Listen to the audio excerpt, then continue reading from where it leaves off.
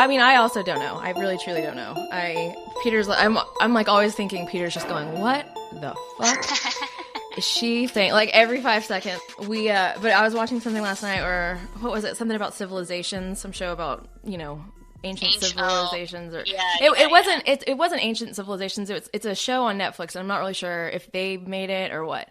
But they're talking about they were talking about let me think, what was it? Mayan culture, and I think that was last night. We were talking. It was Mayan culture and what the artwork meant, and like little things that were included, and then like instruments that they found that they think they used to make music with. And he's like, I'm pretty sure they just made that because it sounded cool. Like there's no further meaning behind that. And I'm like, or don't you think that maybe it was their way of reaching a certain low frequency to contact aliens? Oh my goodness.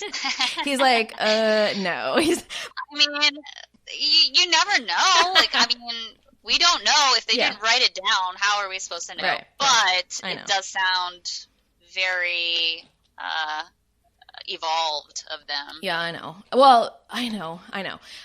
It's funny. I was thinking about this today because about 2 years ago, I made a post about a book that I got. I'm not going to sit here and BS the whole beginning of the show, but I got this book called Missing 411, and I talk about it all the time. Yeah. And I posted about it on Facebook, and Peter... Doesn't he do is it Coast to Coast guy, or is that someone different? It's somebody different. Okay.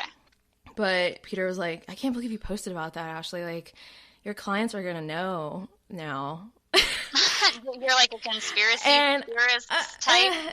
Yeah, whatever you want to. I don't really feel like I'm a conspiracy, but I obviously am more. Well, what is that called? Alternative science, or like what do you call that? Well, because I'm like, I feel like conspiracy theorists, I guess, have gotten a really bad rep because there's like flat earthers and all that, and I'm not a freaking moron, I'm just like there. I feel like what makes one more possible than the other? Well, flat Earth is not possible. I mean, well, sure, we're definitely not on a flat Earth. That's true. But there's like the whole hole in the bottom of the Earth thing. That's where aliens really land, and like that's why we don't see them. Yeah. Because they all go to this one little hole in the ground that we don't know about, or we do, some of us. I don't know. Okay, yeah. I mean, I don't know what makes one more plausible than the other, but I know there's some that are just plain out. You can disprove them with science. And so, either way, I'm like, oh gosh, now I've evolved into such a huge way that I now like talk about these things and like admit openly to, thousands of people that I believe that there might be Bigfoots out there, Sasquatch. Well, I mean, that one's... I know. I know. That one could be. That one, no, I'm agreeing with you. That one could be, but not so much in the not in the way that we are shown it most often, where it's like, Harry and the Hendersons guy. I think it's probably like more ape-like type kind of thing. I mean, yeah, that could be. Who knows? That's what I say more often than not about everything. Is like, who knows? It's all possible, I guess. I don't know. Like I always say, there's always so much in people's stories. When you really like weed out the really ridiculous ones that are just nuts. I mean, I guess you could say that about all of them, but I don't know. There's certain facts in all of them that kind of align with each other that are just. It makes me question whether or not it could really all be made up. So anyway, that makes sense. So okay. So hello everybody. This is you're listening to Creep It Real. This is Ashley, and today I have my friend Brittany as a guest on the show. Hello, that's me, Brittany. Hi, Brittany. Yeah, so in real life, I'm awkward with introducing people, and here I am doing it now. So, and just being true to myself here. So, yes, thank you for coming. We are reading y'all's listener stories. It's the much anticipated episode. I'm pretty excited, personally. I didn't send a story in. I was going to, but I couldn't think of anything creepy enough that had really happened to me, so... I have zero. I'm like, I had sleep paralysis once, and that's the extent of it. Okay, me too. Yeah. Me too. Yeah. More than once. Okay. Although someone very close to me does not believe that it's a real thing, and I'm like, it really is. Do you think I'm just making this up? Yeah. No? There's tons of people that have had it. Tons and tons. So they don't believe it. I think it's actually like a something that psychologists study. I don't know. I don't know. All I know is I like have woken up. I couldn't move. It happened to me a whole bunch. And then I did that thing. I know this is going to sound crazy, but in Kill Bill, when she can't move and she's sitting there trying to wiggle her one toe, right? I started like when I would wake up and I couldn't move my body, I would be like, okay, try and move your toe, so that I was focusing on something other than kind of freaking out. Yeah. And it totally works for me. So well, that's what you're supposed. That's actually what they tell people to do is like try to move your finger. Just start with one thing. For real. Progress. Yeah. I do that you on just my naturally. own. Yeah. Just progress from there. Because it's funny that you mentioned this because I have talked about this show, The Haunting of Hill House, a couple times. Okay, I haven't started it. It was. I don't know how to feel about it. It was good, but I was really disappointed by the ending. And I hate to say that because I've been trying to hold that in because I don't want to ruin it for anybody. Because I'm not giving away anything. Sure. I just was like, ugh, I don't know. Some of it was just really heavy-handed. And I was more wanting it to just be like, slam me in the face with some scary shit. You know? Gotcha. I wasn't really needing like to be going to a psychologist session at the same time. But there's a chick on there. She has sleep paralysis and she flips her shit every time. She's like, I was like, calm down. Yeah. Sometimes you have to realize this is just something your body is doing. It's not paranormal. It's just a little creepy the first couple times. When you had it, did you ever dream that there was somebody there? I think one of the first times I remember it happening, I think I was laying on my stomach when I woke up. And that was the only time though, because then I either looked it up or I, figured out, there's nobody there. But yeah, I can vividly remember that there was somebody like standing in my doorway with a gun. That's what I knew it was happening. I knew that's what was going on. But there, of course, wasn't anybody there. It's so terrifying. Like, I only had it happen to me once. I lived alone in an apartment, and I woke up, I don't know, quote unquote woke up, to hearing my sink running. And I always sleep with my bedroom door closed because I have a fear of waking up and seeing someone standing in the doorway. So, you do, right? Right, as a normal person does. And so I hear the sink running. I realize I can't move, and then it turns off. They come walking towards the door, open it, and then they're standing above me, but I can't even open my eyes to, you look. Feel all this is happening. Right, yeah. And that is just, everybody has had that thought, or not thought, but I guess that thought. Anybody who's had sleep paralysis, it seems like that's a very common occurrence. So, I think in the old days they would say that like there was like a demon sitting on your chest. Oh, I think is what I remember hearing. God. That people felt like there was something they couldn't open their eyes and they like had trouble breathing. I think there's been a couple of honestly, it's happened to me like at least 10 times in my life. And some of the times I'm trying to talk, like I'm trying to be like, help. Yeah. Nothing comes out. But like I said, now once I figured out, like if I stop focusing on freaking out and trying to actually move, like it helps wake up whatever's not clicking. Yes. And that was like one qualm I had with that show. I was like, geez, Louise, just like take a moment. Because she would just be like trying to talk immediately and like trying to scream, and I'm like, dude, calm down. You are only making it worse for yourself. So anyway, okay, so neither of us have had any. It's like I want to have some experience. Me too. It'd be great. I guess also I went to a medium once. I had a friend that passed away. I went to a medium with my mom and my sister. And I felt like at the time she was like, she tapes everything so that you can go back and listen to the tape later. Mm-hmm. And I've never gone back and listened to the tape. Oh. But when I initially got the reading or whatever, I don't know what she calls it, it seemed pretty sincere and like, I don't think there was anything that was like too overtly like, oh my God. Yeah. Obviously I had a friend who had just died. I was crying hysterically most of the time. Mm-hmm. And then when I thought about it like a day or two later, I was like, you know what? I don't really think, first of all, this lady was a medium / psychologist. Oh. So I think she probably used it alongside psychology to kind of like help people work through their issues, sort of. Yeah. I think she was probably just pulling stuff out of the air, to be honest with you. Well, I mean, I think a lot of them do. Maybe if I listened to the tape again and I heard something that was like really creepy. You could have even heard like a hello. Hell.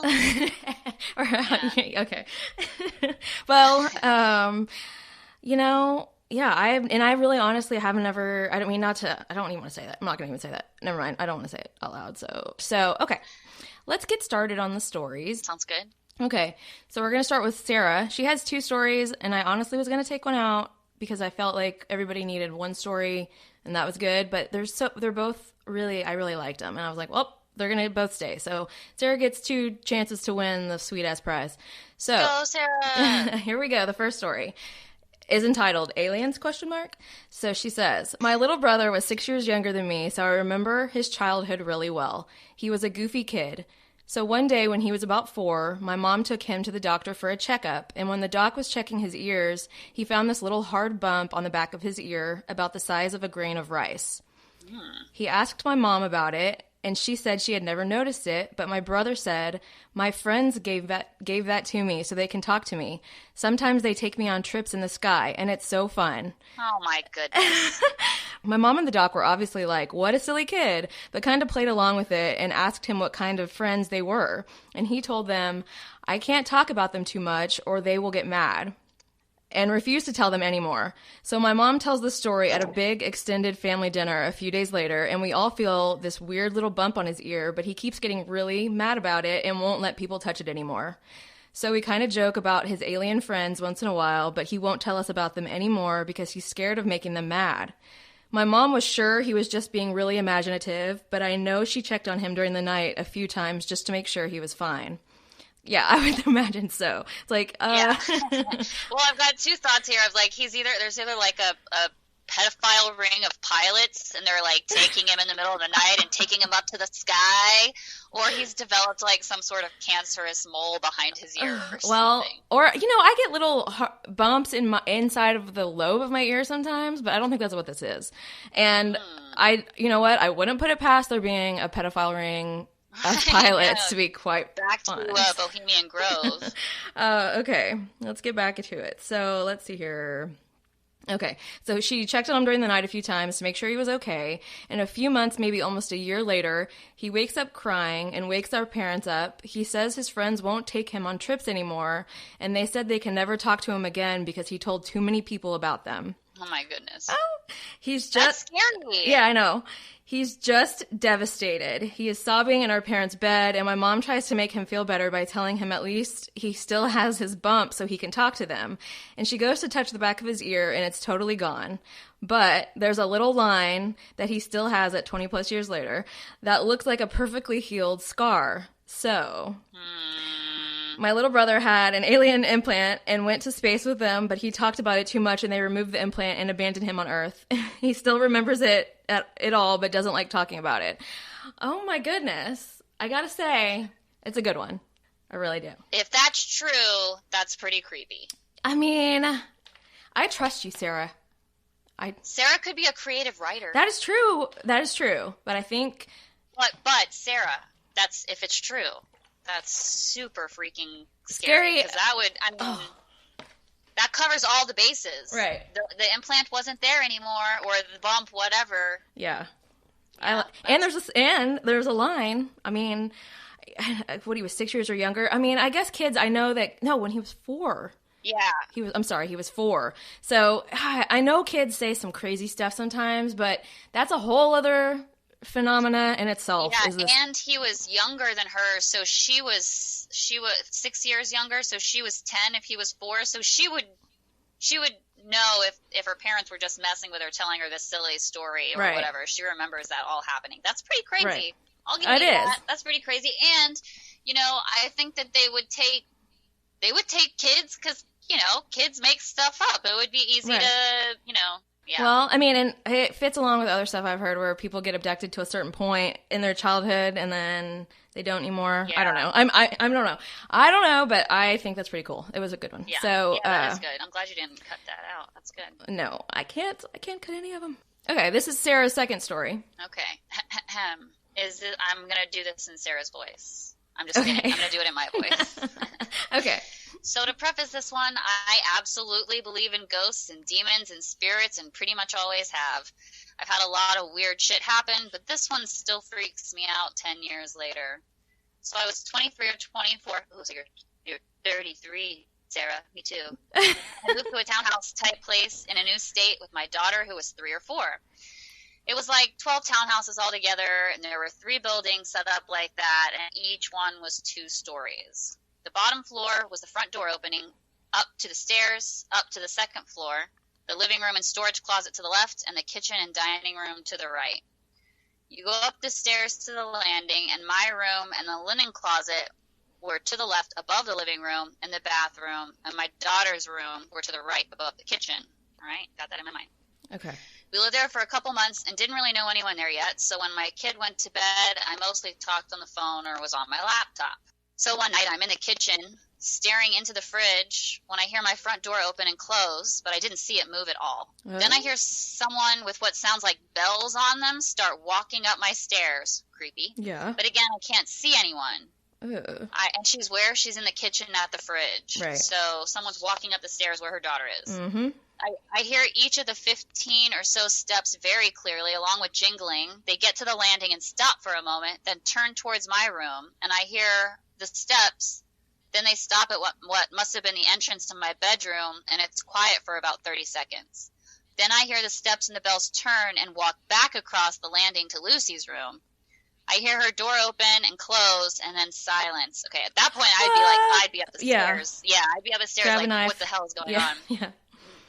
I stood in my kitchen completely frozen for what had to be at least 5 minutes. Like, I literally could not move, even though I wanted to go check on her. I finally could move, and I ran upstairs and turned on every single light I went past. I go into her room, and she's completely asleep. There's nothing or no one in there. I even checked her closet and under her bed.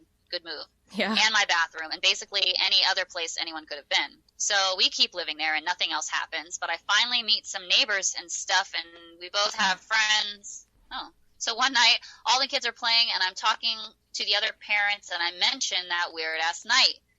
One of them was like, oh, that was probably Brock. He messes with my house too, but not very often. Ooh. Like, apparently there was just some ghost of a kid who would randomly mess with people's stuff in various townhomes at this complex, but everyone who experienced it just kind of locked it off. Cool, whatever, I guess. Weirdos. Right. That's her commentary, not mine. I agree.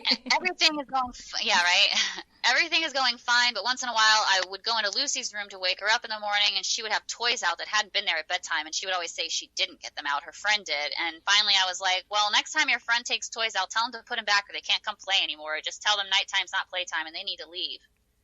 So Lucy fell out of bed on occasion like kids do. I would usually hear her and go tuck her back in, no big deal, but one night I hear this huge thud, and she starts screaming her head off. I run into her room, and she is across the room from her bed on the floor sobbing. I picked her up and asked what happened, and she said her friend wanted to play, but she didn't. No, it's not playtime. You have to leave now. And he got so mad, he grabbed her arm and pulled her out of bed so hard she flew across the room. Oh, my God. Oof. She's freaking hysterical, and I'm way freaked out because there's no way she could have gotten where she was by just falling, and that thud was so loud she had to have been dropped from at least a few feet, and there was nothing right there for her to climb on. So I bring her back into my room, and she slept in my bed. The next morning I asked her what happened, and she stuck to her story but said her arm hurt from it. I looked at her arm, and there are tiny bruises like finger marks around her wrist, and also a bruise on her back where she hit the ground. I made my mom come over with sage, and I saged the shit out of that house. Never had anything bother us there again, but still gives me goosebumps to think about. Oh, well. Yeah, that's crazy. I have never had anything like that happen to me or experienced anything like that. I don't know what I would do if I did. Right. Because especially when it comes to, like, hurting your kid, like, yeah, I'd have to move out. I'd probably move out, to be fair. Ugh. I'd probably report it, and I'd even lie and say someone broke in and abuse my child there, and we need to get the fuck out before they come Well, back. maybe they did. Like, that would scare me. Yeah, I agree. I definitely couldn't deal with that. Right? No. Yeah. What if, Ashley, what if it was somebody breaking into their house? Like, what if it was a real person doing that? Well, I mean, yes. Brock's just some neighborhood homeless asshole kid who's, like, bursting in and playing with kids' toys and hurting Well, and them. is he really a That's kid, not if good. that's true? Either way, I'm not doubting it. Yeah, no, I hear you. But I do sometimes wonder, about these situations. I'm like, did somebody just get away that we didn't hear? Yeah, physical bruising is pretty. I don't know what transparency ghosts are like. Can they pick stuff up? Can they make bruises? I don't know. I'm sure everybody has a different opinion. Yeah, I mean, just based off of like the stories and stuff that I've looked into that are known to be more, I don't know, where they actually attempted to gather tried to gather some sort of scientific evidence, which doesn't really happen very easy, though. No, it's mostly like cold chills. And, yeah. Did you hear that? Oh, it got so cold in here. It was so cold. It was a ghost for sure. But it's called wind, bitch. Sometimes they're able to actually physically manifest items. It's very strange. I have no idea. I really don't, because I don't even know if it's real, obviously. I have no idea. Right. But in some instances, supposedly, they're able to remove, like, say someone was sitting, like, there was this one story where this lady, there was this one house that was haunted, blah, blah, blah. It was known, the people that lived there wrote about it extensively, and supposedly this maid of theirs, I believe, or their grandmother or somebody, was sitting on this whatever, something you put eggs in to keep them. It wasn't a refrigerator, but it was like a little box that they put eggs in. She was sitting on top of it, and supposedly the eggs were like manifesting outside of the box and dropping. And when they opened the box, they were actually taken out. But she was sitting on the box the whole time. Okay, so there's to be a ghost box as well. Like, how are you getting it through the box? I don't know. I really don't know. I don't know. See, this is where I start to wonder. Is all of this stuff just some sort of, I always say it, I know I sound like such a damn broken record, but like there's a different dimension has somehow overlapped with our dimension, and somebody is actually able to open a box in the different dimension and it's crossing over into ours. I'm saying this because whenever I was in college for a while, when I learned about string theory, visited college classes. Essentially, string theory was, there were multiple dimensions overlapping, they're intertwining, yada yada, and I was like, oh, that might be what we think ghosts are, and it's really not. It's just that we can't actually see the 100% full picture here. So I just personally feel like maybe that could explain, because I don't want to. I totally get what you're saying, and I don't necessarily disagree that that's a possibility, but then why are the other dimension people always like playing pranks on us and or like headless or very bloody or wearing their grandma's nightgown or whatever? Well, there's so many different variations, because then there's others that it's just the same scene being played over and over and over, so there's tons of different, just so many different. I believe in like, there's all sorts of weird energy fucking places and magnetic fields and all sorts of stuff like that. Like that yeah. And to some extent. Definitely. But I don't know what. No, neither do I. Okay, here we go. We're going to go with Carrie's story. So we would be the smartest people ever if we were just talking on a podcast and figured it out. That would be amazing, but I don't think it's going to happen right now. Especially considering... Well, we still have more stories to read. We don't have firsthand experience ourselves, but yeah. That's why I'm going to Skinwalker. Maybe it'll happen while we're recording. Oh. While we're recording, one of the ghosts from the story will manifest here and tell us all their secrets. Oh, okay. I'm looking forward to it. We'll see it. I don't really want to feel anything. It's like, I'd be cool seeing something off in the distance, but I don't know how I would feel if I were all alone at home and like some black figure came over and started, pushing my buttons. I have no idea. So, okay, here we go. Also, wait, hold on before you get to Carrie, just real quick. Okay. How come you have to be alone? Couldn't there be someone, can't you experience the creepiness with somebody else? And people do, but I feel like it would just happen when I was alone. I feel like that's just inevitable. And I don't know if Peter would be much comfort for it, because he's cool with stuff he can physically handle, but what if, he doesn't know what that is? What do? Beat up a skinwalker? Like, you don't know I don't know. You don't know what you're doing. Okay, so here we go. Sure. Okay, Carrie, here we go. When my family and I first moved to Germany, we stayed in an old hotel for 1 month until our house was ready. About the 5th night in this hotel, my, at the time, 3-year-old son took his eyes off whatever movie he was watching at the time to look at me and say, "Mom, my friend Robert is here." I was confused because 1, he's 3 years old and in a new country, he doesn't have any friends. 2, none of us know a Robert, so I asked him some questions. Basically, Robert is 10 years old, lives in our hotel room. It didn't bug her. He was 3 years old. Imaginary friends are normal. I'm sure every kid has some imaginary friends. I don't really think I did, but, you know. Yeah, I don't remember having one either. Huh. So, anyway, the only issue she had was the name Robert. Like, what 3-year-old thinks up that name? Like I said, we don't know anyone named Robert, so it's not like a known name to my son. Fast forward 1 month when we moved to our new house. My son tells me Robert has moved with us, and she says, great. He said his family said it was okay. He has an older brother and a mom. I used to play along with the Robert thing, but then I went to pretend tuck Robert in one night, and my son said, no, Mommy, he sleeps with you and Daddy in your bed. She says, nope, nope, nope, get out of my bed, Robert. So about the end of our first week in this house, I told my son to go downstairs to the basement. They have a huge finished basement. It's their playroom. To grab his blanket, and he looked at me with a scared face and said, no, no, no, Mommy. I asked him what was wrong, and he answered with, Thomas is down there.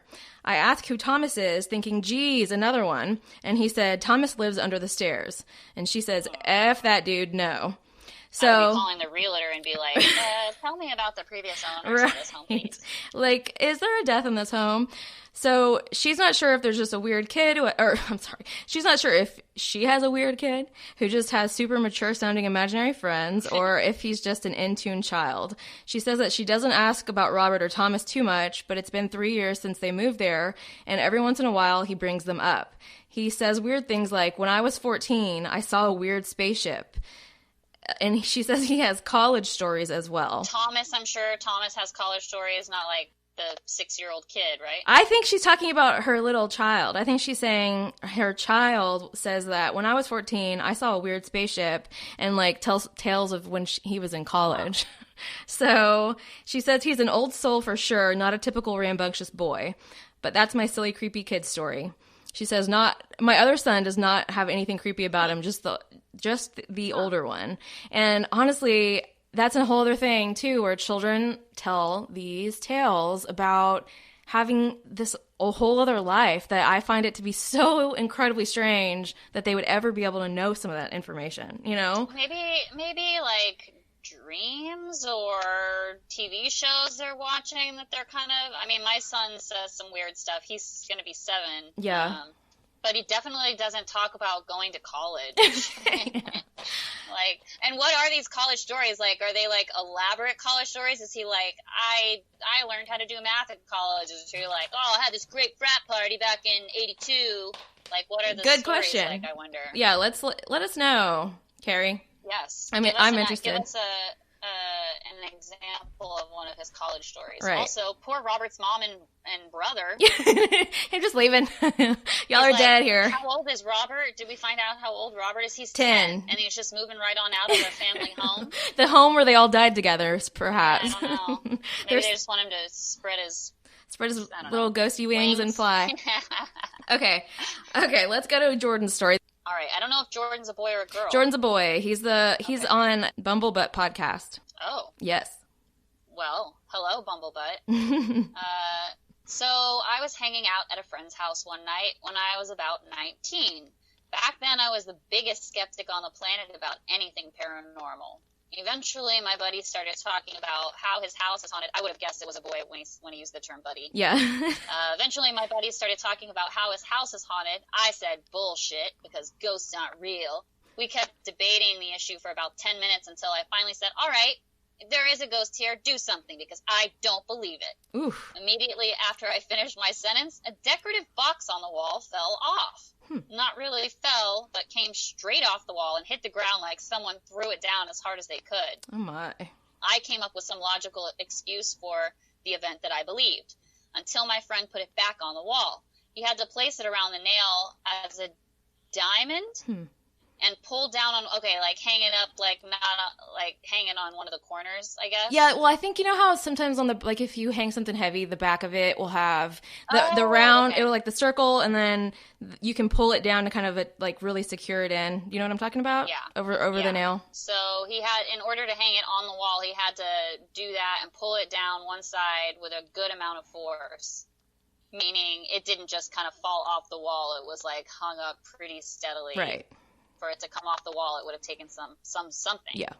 That was the first of many experiences I had in that house, and is the one that sparked my love for the paranormal and creepy. Ooh. You know, I give you that it was hanging on some sort of nail. That's scary. I mean, who knows? Jesus, we're going to say that the whole time. Yeah. Who knows?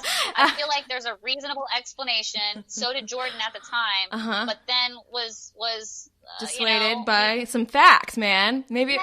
Yeah. Well, So maybe. Maybe. Yeah, I mean, I feel like we're going to just be like, oh, maybe. And then one day something is going to happen to us and we're going to be like, I swear. They're like, we'll see. Yeah. We'll see. Let me see for myself. Okay, but. And I'll be the one saying I was a skeptic back in the day. Yeah, right. Yeah, because you definitely are. Hurry up and happen, because I'm 33 already, and I'd sure like to see that shit before I'm old and senile. Right, and I know that I'm not just being out of my mind. Right. This is like the perfect time frame, too. Now's the time. Yeah, this is the time when we're the most reasonable we can be.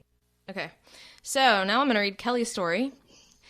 Here we go. This was definitely a little different than the past couple ones we've read. So. Oh wait, what do the lucky winner? Is it one person or two people who wins, and what do they win? Two people. Do they know yet? Well, no. I mean, I like to kind of see who won and then pick out some things. Something a little personalized.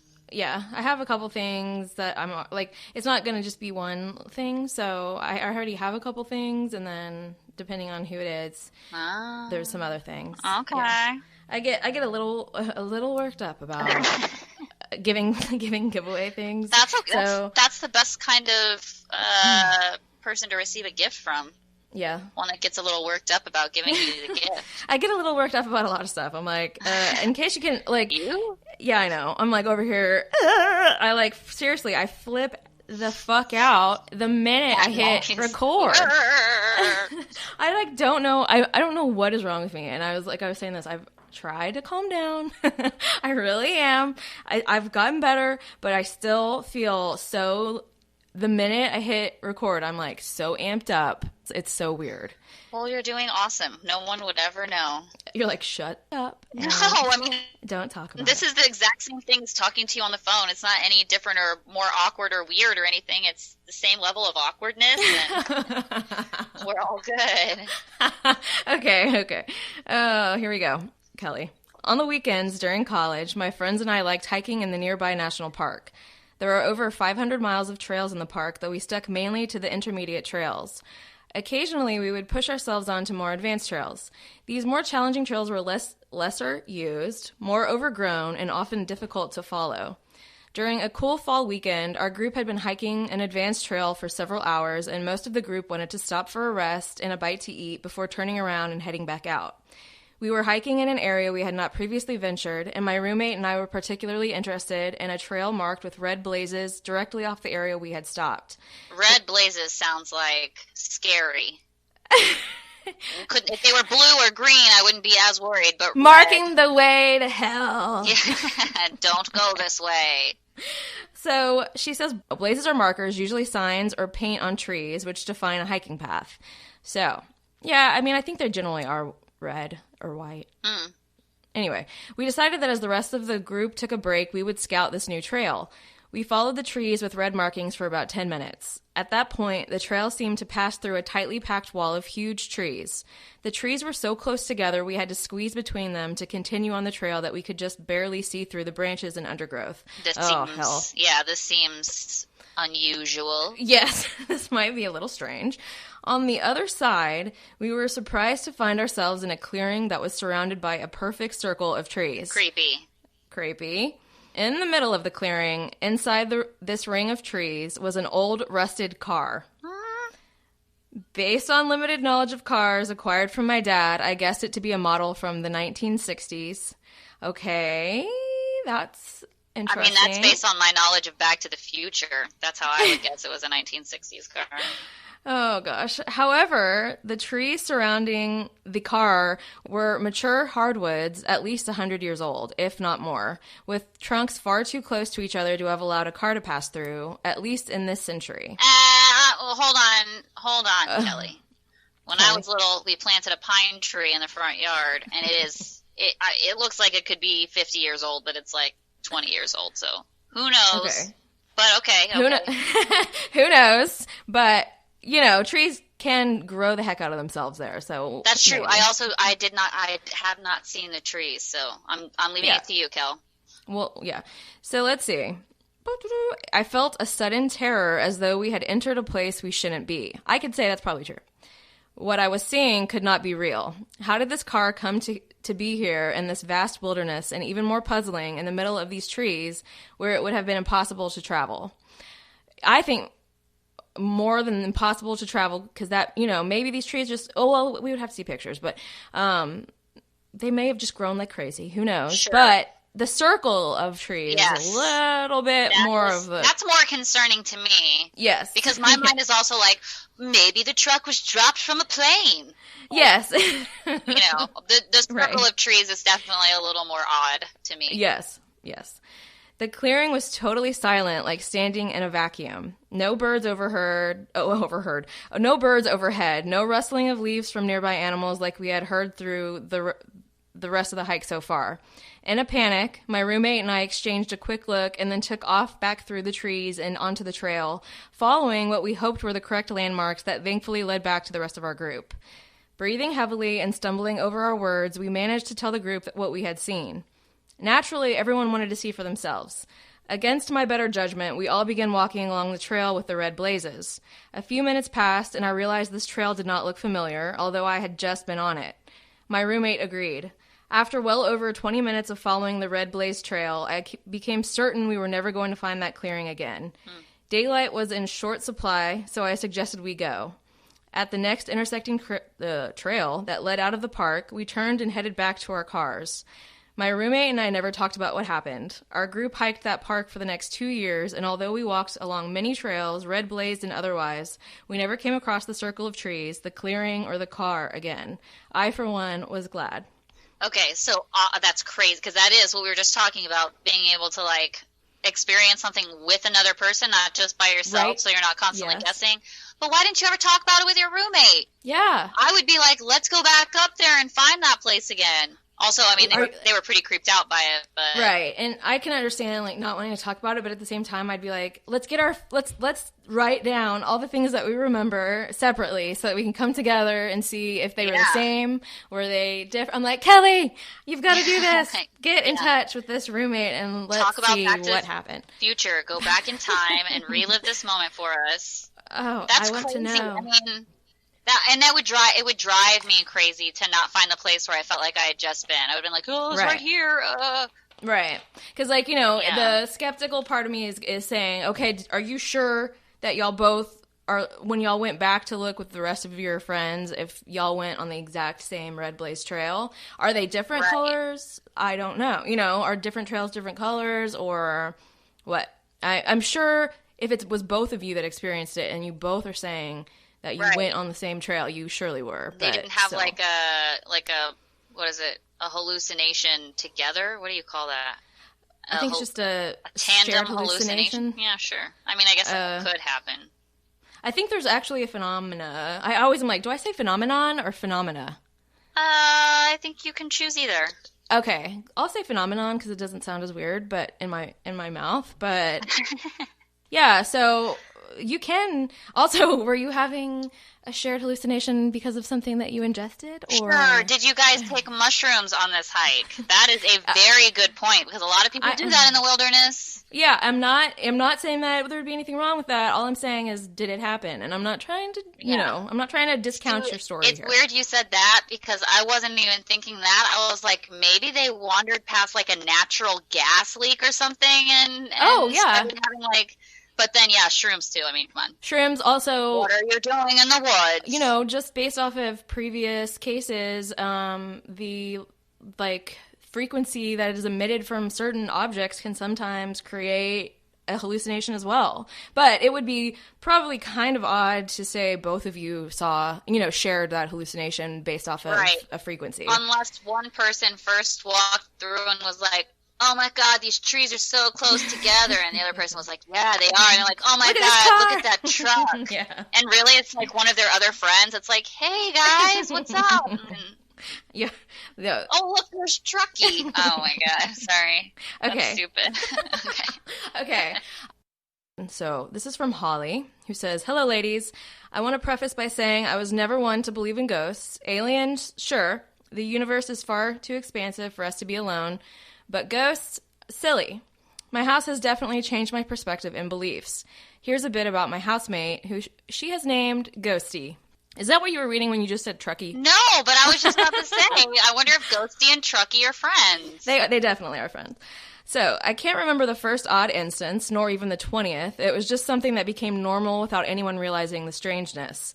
The first time I saw Ghosty was shortly after we'd rearranged our furniture and brought in an old recliner that had been my husband's grandfather's chair. We'd put two side by side, and I'd sit and read while my husband watched TV. When he took a night shift job, I still sat and read at night with the TV on, but now alone. Ooh. That alone got you. That sounds like foreshadowing. It does. The chair next to me often rocked on its own accord. By this point, I was used to the strange occurrences. One night, one of my dogs was whining, ready for bed, which I have to make a side note here. I did not realize that this was a common thing with dogs either, because my dog will throw a fit if it's... Now that it gets darker earlier, he is like throwing a fit at like 7:30, and I was like, what is wrong with you? And then I realized he wants to go to bed because he thinks it's time to go to bed. I did not realize dogs, I don't know, so they were so into bedtime, I guess, you know? I would have thought they wanted to just stay up like kids do. Some dogs like to stay up late. Do they? Some dogs are, I mean, sure. Why not? Well, I'm sure. We can't all want to go to bed at dark. Well, it's just a matter of habit too, because we are old folks that go to bed at like 9:45, 10. You do go to bed way early. Like, oh gosh, I felt so. Well, it doesn't matter. Like, I feel terrible anytime you come over and we're like, "Well, we're headed to bed." You're like, "I'm up for usually about 5 more hours at this point." I'm like, "Sorry, I like to sleep." Okay. Anyway, it just happens. So okay, I like to get up early. That's the thing. It's like you do. I don't like to get up too early, but 6. That's debatable. No, the other day I accidentally woke up at 4:20, and I was like, "What?" Because I didn't have any. I talked about this in the creeping up, but I didn't have any. I didn't have my phone in there. I don't have a clock in there. It seemed like it was getting lighter out, and I could not sleep. So I was like, I'm just gonna get up. You know, like it's probably 5. I probably wasn't in bed by that No, I time. guarantee you weren't. It was when I got to the kitchen and I saw it was 4:20. I was like, "Are you freaking kidding me?" But like I'd already committed, you know, so I just got up. But it was not. I fell asleep on the couch, and then I was gonna say, did you take a nap that day then? I fell asleep on the couch, and I woke up about at 7:15, just feeling like the most confused I've ever felt in my life. I was like, where am I? Yeah. I don't know what my name is. It was terrible. What day was it? Yeah, what did I miss? Yeah, I totally know that feeling. Oh, gosh. Yeah. Sorry, Holly. So I got a little sidetracked there. So your dogs were whining to go to bed. And where did I leave off? Okay, so her dog was whining, ready for bed. So I told him, let me finish this chapter, then we can go to bed, which was a bold-faced lie. A while later, I just started the next chapter when the TV flicked off and the recliner next to me rocked slightly as if someone stood up. I looked over then to see a fog of a person standing, walk behind the recliner, and disappear into thin air. He was tall, about 6 feet, with a masculine outline. I had joked about Ghosty for years, but physically seeing it was a shock. I would say so. Yes. I took a calming breath and called out, "Fine, I'm going. Good night, Ghosty," and went to bed. Over the next few weeks, I saw Ghosty 4 more times, a repeat of that same night. Me lying, saying I will put my book down and go to bed, the dogs annoyed at me until the TV flicked off, and Ghosty got up and left. Each time I called out good night and went to bed too. Anytime I stayed awake after Ghosty had gone, the room seemed bigger and more lonely. The comforting feeling of not being alone vanished with his depart. I never noticed the warm feeling until it was gone. Well, what kind of sorcery is this where she's reading a book and watching TV? That seems... Okay, maybe she just had the TV on as a background noise so that she wasn't... My mom used to do that, but I don't know. She was reading romance novels. What are you reading, Holly? Romance novels. Well, I don't know. Sure. Okay. So Ghosty does not like it when she fibs to the dog. Yeah. Well, Ghosty apparently is like me and has a bedtime. So here we go again. We're continuing on. No one in the house believed me, not really, though they'd seen strange things too. It wasn't until late one winter when my husband and his dad were headed out for a three-day trip north that they finally believed Ghosty was here. They were gathering their stuff and would be taking the only vehicle. We live about an hour from the closest town, so they were asking me if I was sure I'd be okay all alone. God, Whoa! no, I know! no. Whoa, Holly, that is a serious situation. How does the dad not have his own vehicle? Why is there only one vehicle? Well, I mean, I don't know, but it's possible. You have lived with only one vehicle in a family before. Yeah, but not a dad in a... How did dad get over to their house? Picked him up? Anyway, all I'm saying is... Or he got dropped off by somebody, maybe? Maybe. Maybe he can't drive because he has bad vision or he's too old to drive or something. I don't know. I don't know why I assumed they were going... Yeah, okay. So sure. Okay. I would say, no. Yeah. An hour away from the closest town? That would be pretty serious to just be stuck at a house by yourself. I mean, that's pretty brave of you in itself. That is the beginning of a horror movie. Well, what are we reading here? Whoa. So... There was a bookshelf between us to our right, and as they turned to ask once more before leaving, a bottle of perfume that was all the way back on the shelf flew a good 8 feet before rolling to a stop at their feet. My father-in-law looked stricken, but picked it up, and his face drained of color. The title of the perfume was Ghost. No.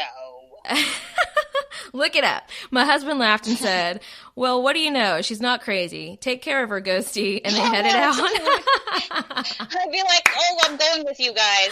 Okay, let's go. Clearly the ghost has a prerogative here. Wow, you guys are very trusting of Ghosty, I must say. Yeah. Like, just take care of her, bud. They throw a hatchet and it lands in the door next to him. He's like, oh, be careful, Ghosty. Ghosty, I think you need to go outside and play. Yeah. All right. Okay. So it's hard to explain, but the words, she'll be fine, I'm here, ran through my head, and I've never forgotten the deep, rich sound of it. Oh. Holy crap, Holly. Seriously. I mean, wow. I gotta say, I gotta hand it to you for just taking this in stride. You're like, well, you are choosing to be comforted by it. And maybe there are different, vibes that a ghost can give off that may, I don't know, that make you... I would need a diaper. I would need to be wearing a diaper at this point. Like, that's really, you really are very, I don't know, in tune with this ghost. So, okay. There have been hundreds of little occurrences over the years. A door closing, a light turning off, something falling from a shelf, the floor creaking as if walked over, things being put away or vanishing entirely and reappearing days later. But the one that sticks with me the most is another time I was home alone doing laundry.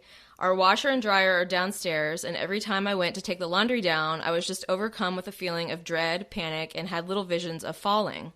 Yeah, okay. I kept putting it off. The dogs barked frantically every time I tried to gather my courage and go. Man, talk about, like, it's hard enough to do laundry as it is, let alone when you are terrified to go down to the basement to do it. Yeah, that it's like a basement area is creepy. Yeah. Finally, I decided I was being ridiculous and went to take the laundry down despite the very dark, overwhelming sense of dread. My foot slipped on the second stair down, and I closed my eyes to the onslaught of vertigo, knowing I was falling and couldn't regain my balance. Something pushed me backwards, though. I was already falling forwards. I landed on my butt atop the stairs and scrambled backwards, freaked out and hyperventilating. I saw nothing, but I felt something under my arm helping me to rise. That eerie feeling was gone, replaced by a sense of calm. I absently said thank you and left the laundry strewn down the stairs where the basket had fallen. I didn't do laundry for 2 weeks. The next time I did, and every time thereafter, I felt a sturdy grip on my free arm the whole way down and back up. After a couple weeks, I said aloud, you don't have to do this anymore, I'm okay. Thank you, though. And he didn't. Oh. Ghosty uses my stove to get my attention quite often. I have a gas stove that I keep unplugged. The stovetop still works unplugged, but not the oven nor the timer. Once I was cooking sausages in the middle of the night, which I was like, okay, and fell asleep. A small fire started and my stove timer went off, jarring me awake. Holy shit, what? Yeah, okay. Another time, my niece was having an asthma attack while sleeping and the stove timer went off, waking me. It went off before the 7.3 earthquake a few years ago, and oftentimes a few minutes before an unexpected visitor arrives. These days, when it goes off, I stop what I'm doing and look around to see what's going on. Creepy. Dude.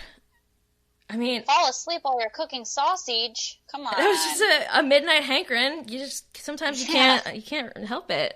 I'm just wondering... I'm not wondering, but I'm thinking that they have really gotten a real symbiotic relationship going on in this house. They're lucky that this is a nice, older, kindly type ghost. I mean... You don't really hear that as much as, like, they're stealing my change and moving it to a different bathroom. They knocked my kid across the floor. Okay. Yeah. Oh, shit. Yes. Come on. Okay, so Ghosty has always been a calming presence, comforting, helpful, even loving. Whatever was on the stairs that day was the complete opposite, and I have no doubt I'd have been extremely injured from the fall, if not dead, had Ghosty not pushed me back. Or it could be... Oh, I'm not going to start putting thoughts in your head. There are dozens of smaller events that have saved me from minor injury or comforted me. A cabinet I know I left open and only remembered at the last second before hitting my knee or elbow, only to find it had been closed. A thumbnail I dropped and couldn't find mysteriously turning up on the shelf next to where I dropped it. Even once, an invisible, bone-crushing hug where I could see my clothes indent from the force when I sat crying on my bed after receiving the terrible news that my grandmother had died. Maybe that was your grandmother. Bone crushing, that's not good. I guess so. But maybe it was your grandma. And not Ghosty, who knows. So the most recent, not all of these stories, obviously. The most recent occurrence was about a week and a half ago. My dad is building me a breakfast bar and lost his bucket of screws. We couldn't find it anywhere. A day later, we were sitting down drinking coffee, and I turned around hearing something behind me. The bucket of screws mysteriously rolled into the kitchen. What? Whatever Ghosty is, he's a normal and welcome part of our household. Everybody says hello when his presence is known or thank you when something helpful happens. Even the dogs don't seem to mind him, though my littlest one sometimes gets annoyed when his chair is taken. I do wonder why, if he's so helpful, does he take things that are helping you? Yeah. I don't know. I think maybe... How old is... Oh, littlest dog. I was thinking he's talking about a kid. I don't know. Maybe it is a child. I couldn't tell if that was a child or a dog. I think they mean dog, because even the dogs don't seem to mind, even though my littlest one gets annoyed. Because Ghosty's sitting in the chair instead of the dog getting to sit on the chair. Okay. Well, I would be suspicious of this Ghosty, personally. Yeah, I don't know. Why don't you should bring a real scientist out to your location, since this seems to happen quite a lot. Yeah. To get some sort of, maybe there's some kind of weird, I was talking about, energy pocket or something going on there. Yeah. I'm definitely interested to hear more about maybe that part of it, for sure. What? Yeah. What? Well, how is this happening? Yeah. Who lived in the house before you? Did someone die in the house before you? Is this a house that whoever Ghosty is built and they don't ever want to leave? What's the deal there? And I wonder if anybody that has had the house, if anybody before you has had experiences with anybody before. Totally. Right. So, yeah. There's and I can't tell you specifics because it's been a while since I've looked it up. But there's an organization that, and also I guess you have to take it with you, because there's an organization that if you can present some sort of psychic or paranormal phenomenon in their controlled environment, then you get I think they are $1 million. $1 million. Yeah. And no one has ever done it. I know, but at the same time, it's not, you can't, that's the thing, and I'm not giving take it with you kind of thing. Well, no, I'm not giving credit to any. I do think there are definitely going to be people that are just listen to this. But no one's going to take them seriously if that's how they approach it. But I will say that I do think, for example, at Skinwalker Ranch, I really do think that they definitely attempted to actually scientifically collect data, and that it was just too hard because they said you can't make it a controlled environment. It's right. And so it seemed, and I know it sounds crazy, but even PhD, and I'm not saying that because you have a PhD that you're the smartest person ever, because there could be tons of them with no common sense whatsoever. But totally, and a PhD, in what? Right. Well, it was they were scientists, but okay. But they said that they eventually came around to this realization, I guess, or thought that whatever it was, doing whatever it was there, was like one step ahead of them the whole time. Anytime they would see something with their own eyes, they couldn't catch it on camera, even though 3 people would be looking at it. When they go back and, you know, review video, there's nothing there but just like a little speck of light or something. And see, you know,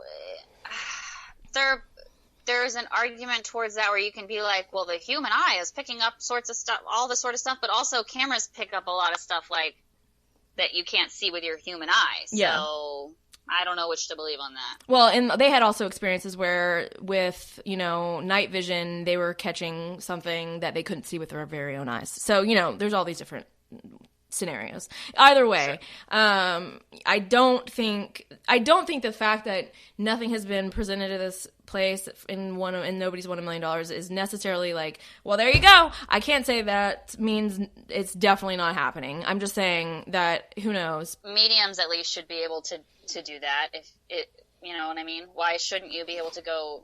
If you're like walking around and like, oh, I see a ghost there. Oh, there's a ghost over there. Like, you know what I'm saying? Why can't you go to their controlled environment and make that happen? Yeah. Just saying. I don't know. And Robert went with her, so yeah. Oh, well, or with them when they moved. Yeah. I mean, I don't know. I have no idea. Who knows? That's the theme here. Okay. Not us. Here, definitely not. And I used to just be like, I don't believe any of you. But now I'm a little more just like, well, who knows? Okay, maybe. This one's long. Yeah, this is long. I'm not mad at you, Tracy, for it being long. No, and it's separated very well into paragraphs, which is pleasing. Yes. Okay, good. Yeah, I've seen you've been doing that. Okay, so here we go. Did you notice that? Yeah. As you were reading, you were creating paragraphs. Okay. That's funny. Tracy with a Y. This story begins nearly 16 years ago. I was a young wife with 2 young sons. My youngest son, not even a year in age. For as long as I can remember, my youngest son played and cooed with an imaginary friend. From the time he could talk, when playing with said friend, he called him Daniel. He literally said Daniel before he said the word mommy. I paid close attention to the cartoons he watched, my older son's friends at the babysitter, to try to figure out where the name Daniel may have come from. But she came up with nothing. After... I'm just thinking, Daniel, my brother. I don't even know what that is. That's an Elton John song. Oh, well, I don't know it. You are older than me. Wow. Oh, maybe I do know. I probably do. I just need to hear more of it. No, you know who Elton John is. I definitely know Elton John. Oh, gosh. Okay. After a weekend of my boys staying with their aunt. I always say aunt, and then I feel like such a dork. I was about to say, you were going to say aunt. I was. Okay. I do it all the time. You can be a little bougie. I went to pick them up. It does just come more naturally to me. Their aunt stated that my son talked to his imaginary friend a lot this weekend. There's going to be like a review that's like, she said aunt. Can you believe it? I do. It just comes so much more. I don't even know where it came from. Okay. It's okay. Whatever. I took a deep breath and just blurted it out. I don't think his friend is so imaginary. She took a sigh of relief and said, I'm so glad you said that. I don't think so either. So, nightly for the next couple years, at some point in the middle of the night, my son would wake up and play with Daniel. I witnessed him playing pass. I didn't see a ball, but his movements were definitely of a ball being thrown and caught. He chatted and talked to him, although I couldn't make out a lot of the baby gibberish. It didn't matter if he was in his room, my room, his brother's room, or even not at home. His dad, his grandmother, both aunts, babysitter, all witnessed the same thing that I was seeing. When he was about 1.5 years old, my husband's sister passed away unexpectedly. On the whim one day, we decided to go to a psychic. Just for pure curiosity, some of the family thought there may have been some foul play in her death.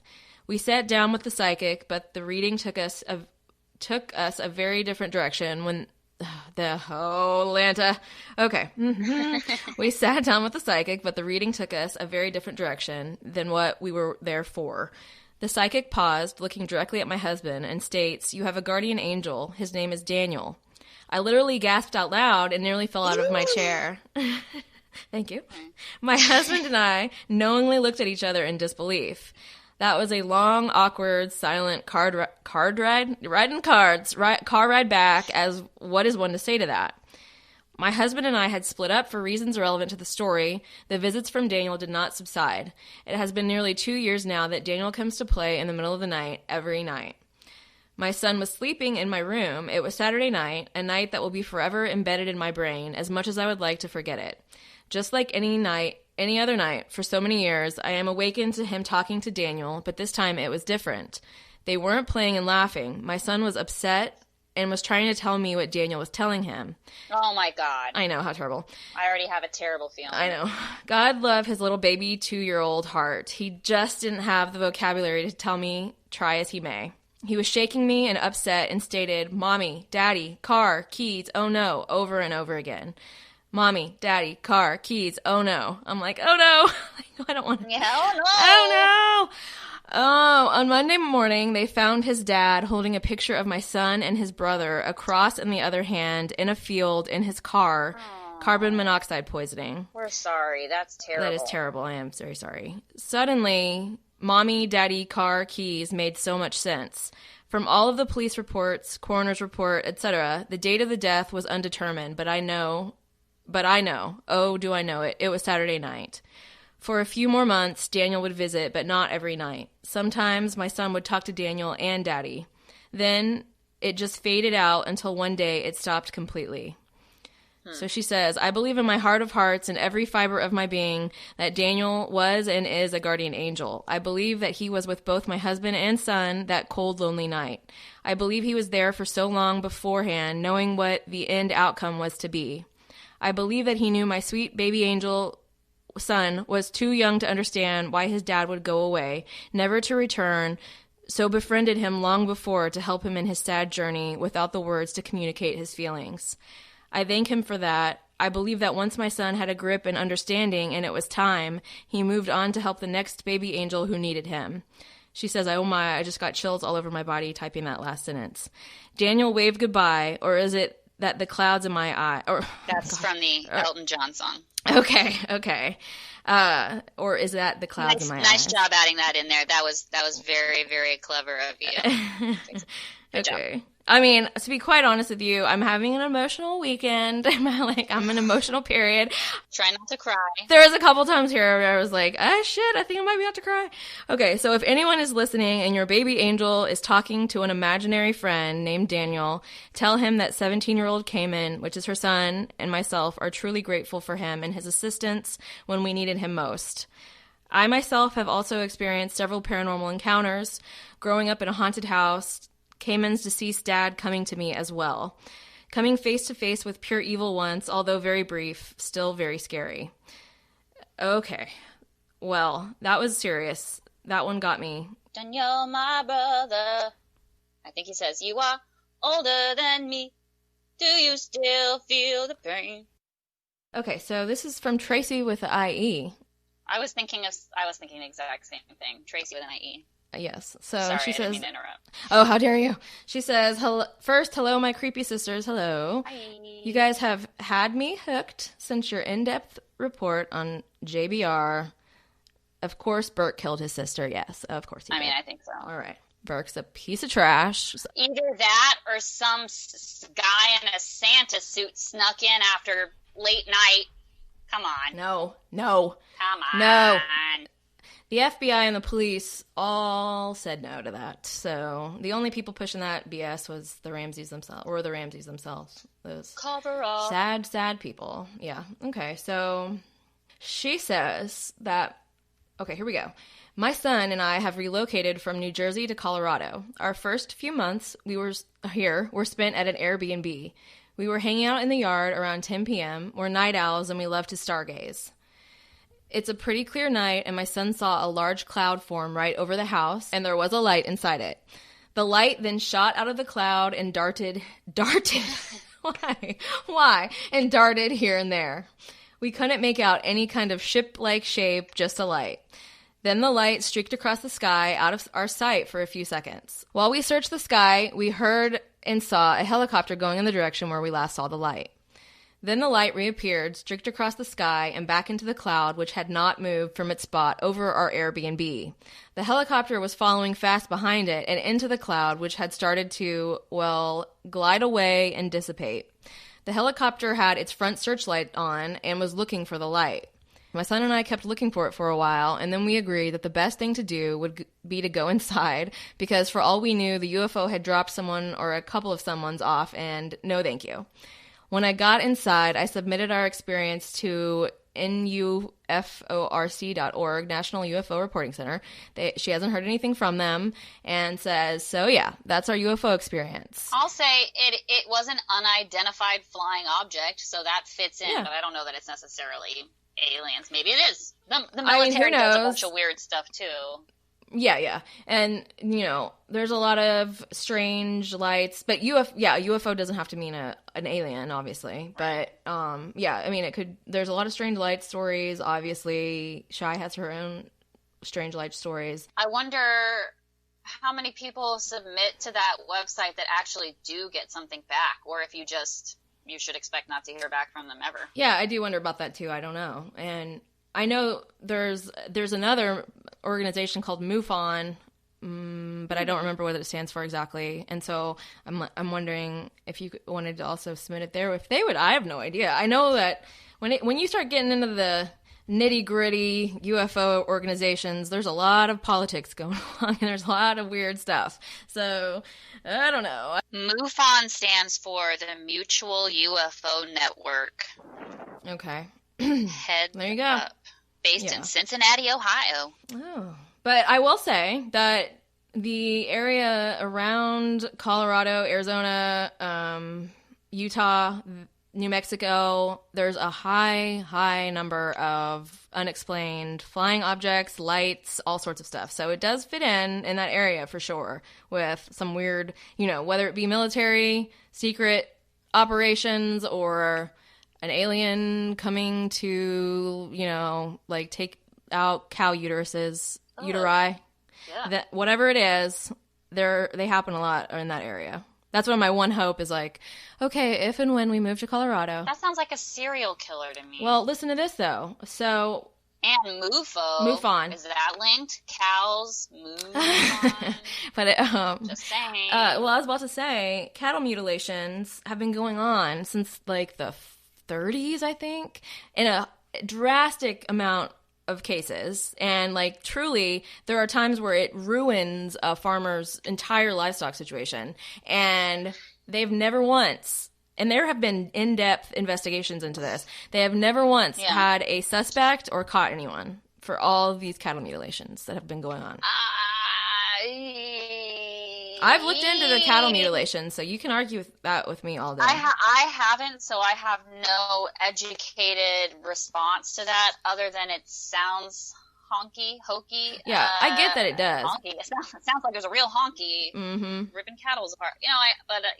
Well, you just need to listen to the Skinwalker Ranch stories, and you'll see some of the weird shit that happens. I did listen to part 1, but I don't think I got to part 2 yet. Well, I'm just telling you. You should just see it, because I was definitely what the fuck? I don't know that you can necessarily, and I've seen some of the, anyway, it doesn't matter, but I don't know. I'm telling you, the more I look into this stuff, the weirder it gets. I'm not really sure. I would like to have stuck with my 18-year-old or whatever 25-year-old opinion of that's just crazy, but I don't know, man. I really don't. Okay, moving on. All right. To Ernest. This is from Ernest from the Strange Talk podcast. Hello. Hi, Ernest. Hey, Creep It Real podcast. So, my story goes like this. I'm not one who truly believes in ghosts, demons, and all things paranormal. I'd like to, but I don't. Me too. I've never really experienced too much, so that may be why I don't really believe. We're there with you. Anyways, when I was younger, maybe 11 or 12, my family and I lived in Stanton, California, in a duplex. Apparently, this duplex was built over where a cemetery used to be. My manager's apartment was where they would view the bodies before burial, and it was still laid out that way. Ugh. One night, I was in my living room playing PlayStation, playing a game called Rising Zan the Samurai Gunman. That sounds cool. Oh, my. I haven't played it, but it sounds fun. When out of the corner of my eye, I can see down our hallway my sister jump from my parents' room to my room. Ugh, My parents' room were adjacent from my room, so you could jump from their doorway into my room. Still sounds weird. So I didn't want my little sister... Sorry. Yeah, why was she in your parents' room anyway? But Well, the jumping thing gives me the heebie-jeebies for some reason. Anyway, continue. I'm sorry. So I didn't want my little sister in my room, so I yelled for her to get out. She didn't come out, so I kept yelling for her to get out of my room. Then out of nowhere, my sister comes to our front door saying, "Why are you yelling? I'm not in your room." This would be the only time that I may or may not have experienced a ghost. Well, I mean, bravo for not being like, "It was the ghost of Christmas past I saw for sure." Like, at least you're still relatively skeptical about it. I appreciate that. Well, of course you do. Yeah, I mean, and sometimes you do see something that you kind of can't explain. To me, I always am just like, oh, my brain was misfiring somehow. Yeah, which is definitely possible. Yeah. But still creepy as hell, especially when she's not even in the home. It's not like she's playing a trick on you unless she did that and climbed out a window and ran around to the front. Right. Okay, so onto your sister for really tricking you. Good job. Really did a good job with that one. But if it's not her sister jumping out the window, or his sister jumping out the window, it definitely sounds like, basically just get yourself ready, Brittany, for an onslaught of me saying stuff that you're like, are you kidding me right now?